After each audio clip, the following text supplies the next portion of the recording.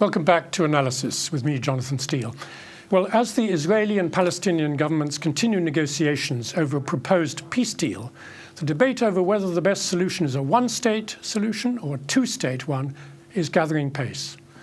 Now, a two-state solution has held wide support around the world for decades, but many who were formerly supportive are now questioning the viability of it. Can a Palestinian state survive in the face of growing Israeli settlements? Writing, for example, in the New Statesman recently, former Cabinet Minister Peter Hain, a longtime supporter of a two-state solution, wrote that he is increasingly unsure about whether it is an achievable goal in light of the Israeli occupation of historic Palestinian land. And he thinks that a one-state solution must now be actively considered. So is this two-state solution still viable or really almost dead? And what are the merits and problems of a one-state solution? Well, remaining with me to discuss this in the studio are Asa Winstanley and Abe Haim and Lord David Steele. And on Skype, we're joined by Dr. Fadi Abusideh, who's the Fatah Foreign Relations Commission representative here in the UK, on the phone by Paul Usiskin, a writer on Israeli affairs. And now we also welcome Rada Kami, a research fellow at Exeter University. Welcome to you all. But first, Emmanuel Nunes has this VT report. The Israeli Prime Minister Benjamin Netanyahu drew the lines for a final agreement with the Palestinian side and presented a proposal and a vision of a map for the future state of Palestine. Netanyahu wants to keep 10% of the West Bank land under Israeli sovereignty and is ready to give up 90% of the territories occupied in 1967.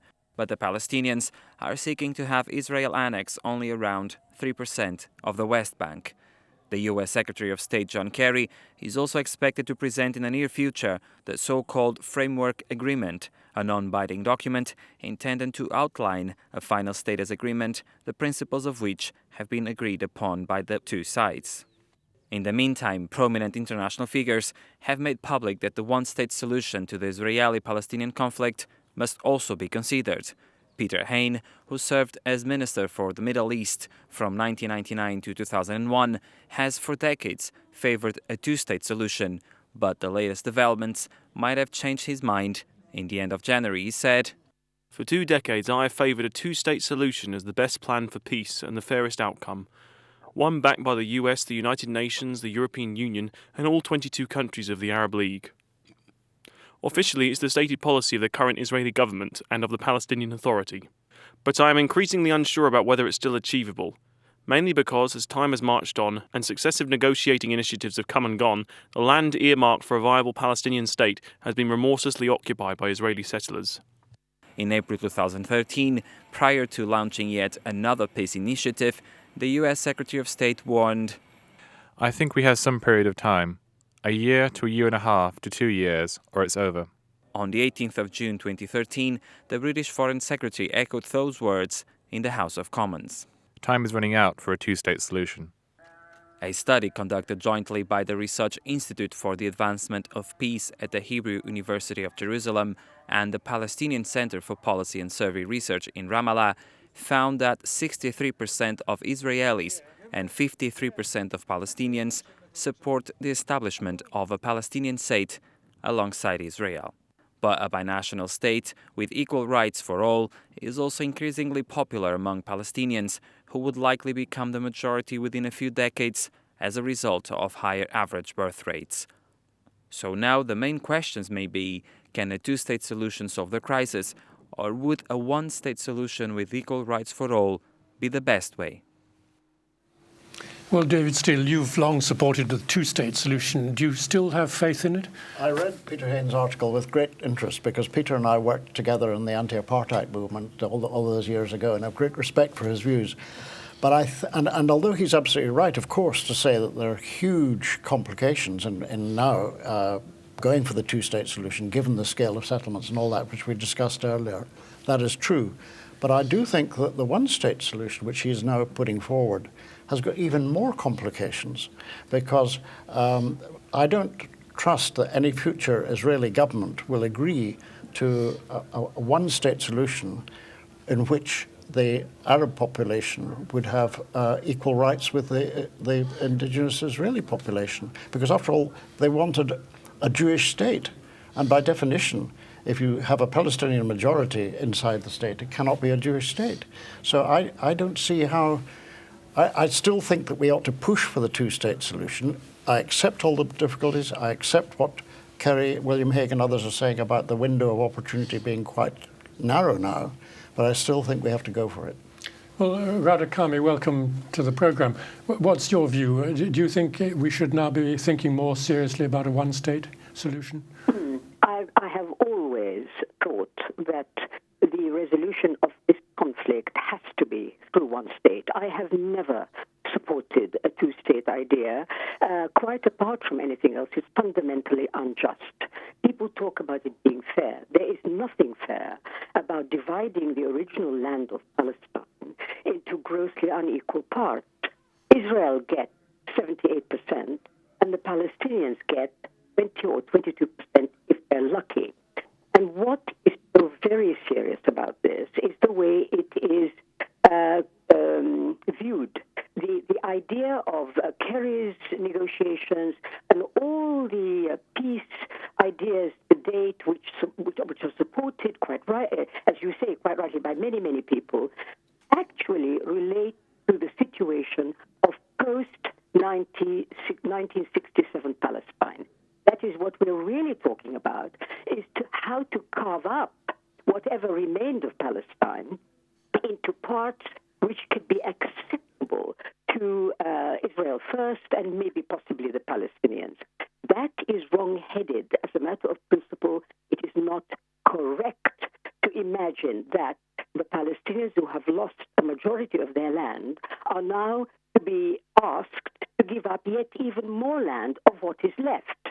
But let me just say, the problem with the debate about the one state, two state is that the moment one talks about the one state, the immediate response is, but it's not possible. Now, how very welcome it would be if people could talk first about the principle of this. Is it a good idea, irrespective of how difficult it is to implement? Is it a good idea for there to be a one state in this country or not? Now, it is very uncommon to get people who will admit that it is actually a good idea. All right, well, let's put that point to Paul Lusiskin, who concentrates very much on the Israeli perspective. Is it a good idea?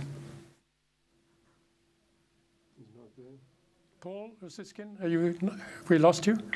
Can you hear me? Sorry. Yes, I'm just asking you, following on what Radha said, is it a good idea? Not whether it's practical, is it a good idea? I don't think it is, and I think talking about the death of the two-state solution is an abstraction. It's something of a political fata morgana, and it always seems to be a few steps ahead of us, and yet we never really get to the end of the two-state solution.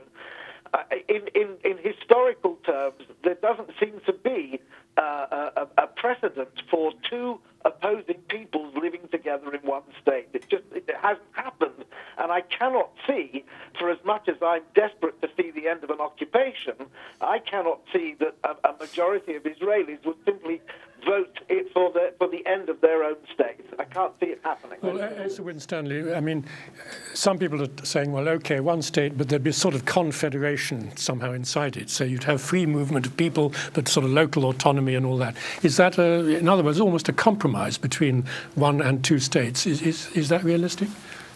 Possibly. I think on the question of whether the question of whether the one-state solution is possible or not is kind of a moot one, because it already is a one-state solution. It's just going to be the nature of what one-state solution is going to be. Is it going to be the current situation, which is one apartheid state, which is ruled by Israel, and Israeli apartheid laws? They're literally apartheid laws, according to UN definitions of apartheid. Or are we going to try and develop some sort of democracy where there's equal rights for all the people who live in it? Very much the reality on the ground is one state, in effect. You know, the Palestinian Authority does not have any real authority. It's a so-called authority. It doesn't really have. It has local it has authority over rubbish collection and things like that. In terms of security, it's a subcontractor for the Israeli occupation. Well, where do you stand, Dave? Well, I mean, when David Steele says, it's a simple idea to have a two-state solution, let's work to that. The whole point is this tiny country cannot be divided in a sensible way. It's an impossible situation. I mean, the wall that they're building now is absolutely obscene. No country has a massive wall, right? Sort of completely, enclosing a whole people. So it's an impossible situation in the first place. As Asa says, one state actually exists. And I mean, it's absurd to say that the Palestinians and Israelis can't live together. They are living together, but in an impossible apartheid way.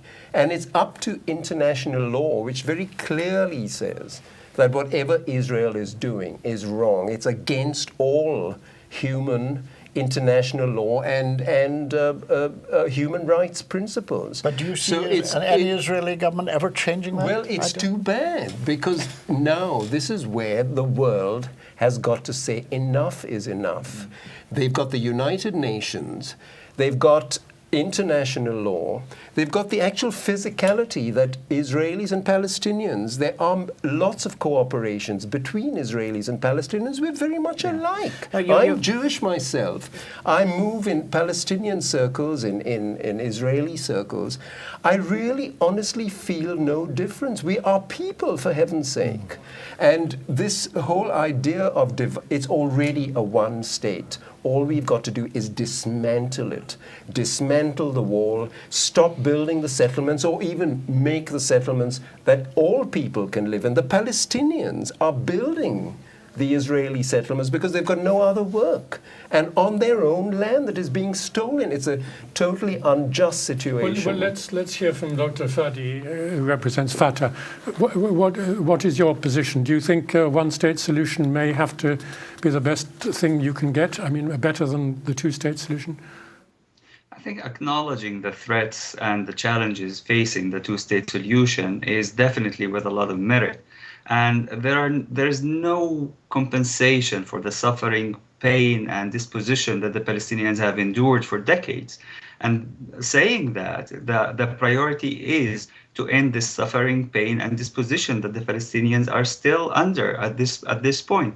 And saying so, I think that the initial threat to the two-state solution is the Israeli suggestion that I'm putting a condition on the Palestinians to recognize it as a Jewish state, because that condition transforms the solution from a two-state solution into a two-state, two-people solution, which by default will destroy any possible future hope of socio-economic dynamics allowing integration and coexistence of the two people, either within Israel or within Palestine, and in the future allowing better relations, better integration, and possibly in a distant future, in a better world, in an ideal situation, maybe a one-state solution. But at this point, two-state solution, not two-state, two people, no, two-state solution is the only option. And we need to acknowledge that the international community have supported that, have voted for this at the United Nations, have recognized the Palestinian state. The issue is end the occupation of the Palestinian state and allow dynamics of economic cooperation, social exchange, social coexistence to allow a slow resolution to the conflict. Well, Abraham used the phrase "enough is enough." I mean, where do you stand on the whole issue of pressure and boycotts? Do you think that would make things worse and make Israelis more resistant to any kind of concessions or compromise, or do you think that is important now to heighten the pressure on Israel?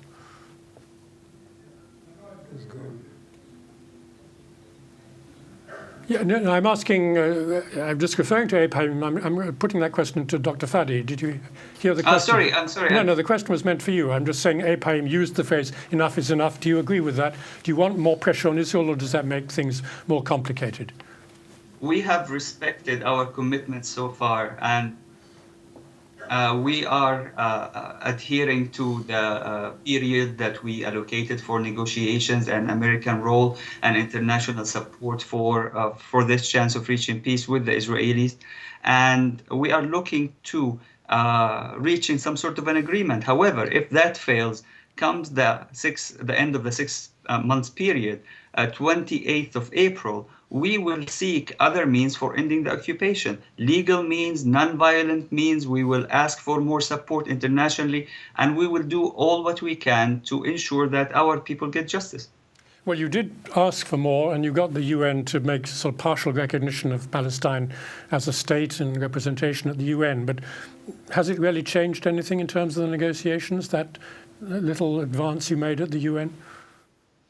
It changes it changed the playing field. The Americans were never as serious as Lord Steele mentioned earlier about negotiations.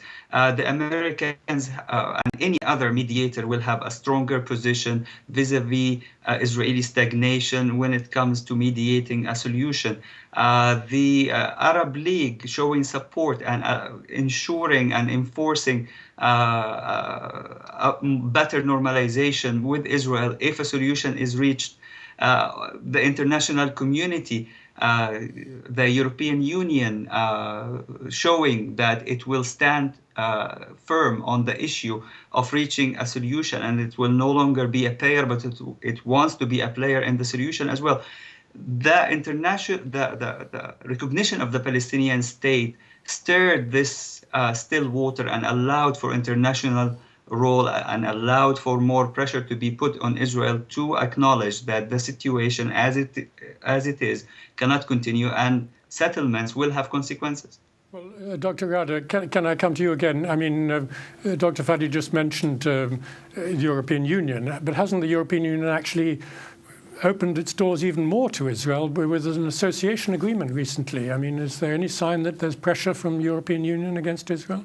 Well, there is a little through the BDS initiative. The European Union has pronounced that it will not be funding science cooperation with Israel if the projects are in the occupied territories. But having said that, no, they don't put any pressure. And I'm afraid I have to say this. People who are still talking about the two-state solution do not understand the fundamental problems here. I don't know whether they can ignore history in the way they seem to, or whether they can ignore the map which is staring at them, or the power imbalance here. We have an Israel which is supported, no matter what, to the hilt by the Western world, that is the United States, the European Union. We have a European, an American so-called honest broker who is anything but honest. Kerry is on the side of Israel. In the midst of this power thing, the Palestinians are really quite helpless. So we have to understand that. This is not a joke. We must not deal with fantasy. The whole two-state idea is now a fantasy. The reality is, as other speakers have said, Israel is today a one state, but it's an apartheid state where the Palestinians do not have equal rights. The quickest way, in my opinion, to get at the solution which I believe to be the only durable and just solution, that is the proper one state, is to convert this apartheid affinity into a state of equality and democracy. And the quickest way to do that, since people are very keen on the practicalities of this, the quickest way to do that is not to ask Israel's permission. It will, of course, say no. It's to demand, that is, the Palestinians living under Israeli rule should demand immediately that they have equal civil and political rights with all the people, the other people that Israel is ruling. If that were to happen, we could see how quickly the situation would unravel. Well, David Steele, what about pressure, sanctions? It worked in South Africa. What about? I think the thing to look for now is the shift of opinion in the European Union. I think that there are signs now that people in Europe are getting fed up with being associated with the American position on the Middle East. And I think that there could well be the reopening of whether the trade agreement should go on if the talks fail, if we get to the end of April. I don't know. But I think there are definite signs of movement in Europe on this. Paul Siskin, I hope you're still there. What's your view on this whole thing of pressure on Israel? How does it play in Israel? Are people concerned about it, or does it make them feel more resistant and that somehow they're being isolated unfairly? The government to two things currently. The first is the matter of boycott.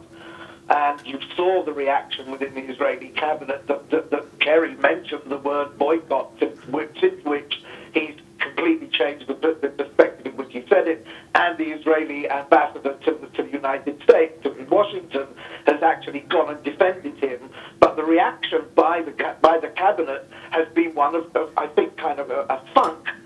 As far as the boycott movement is concerned, particularly going back to the EU announcement on what it was going to do with Horizon 2020, the agreement between the EU and Israeli academics, and then a subsequent EU offer to both Israel and Palestine of major incentives if the talks succeed, and then a reference to Israel if the talks fail, that the EU would not be able to stand up and defend Israel in the face of what they expected to be was massive boycotts. The Israeli government didn't react in a funk. They got very, very scared. What I mean to say as a consequence is that this kind of pressure does, in fact, have an impact. Absolutely. I mean, the whole boycott movement now is consolidating on many fields, the divestments, the academic boycott, the cultural boycott, and the professional boycott. I, as an architect, it's very evident that architects are building the occupation against international law. And Israel's status, for instance, in international unions of professionals is quite big. And, if that could be, if they could be suspended or boycotted out of those international associations, it's simply Israel's respectability as a democratic state is being taken apart now. And that is the last resort for the international activists and organizations that can actually apply pressure to change the situation. Well, I'm afraid on that note we have to end. We've run out of time. Thank you very much, Abe Haim, David Steele, Asa Winstanley, and also obviously Dr. Rada Kami, Paul Siskin, and Dr. Fadi Abu Sidhu from Fatah. And of course, thank you all for watching.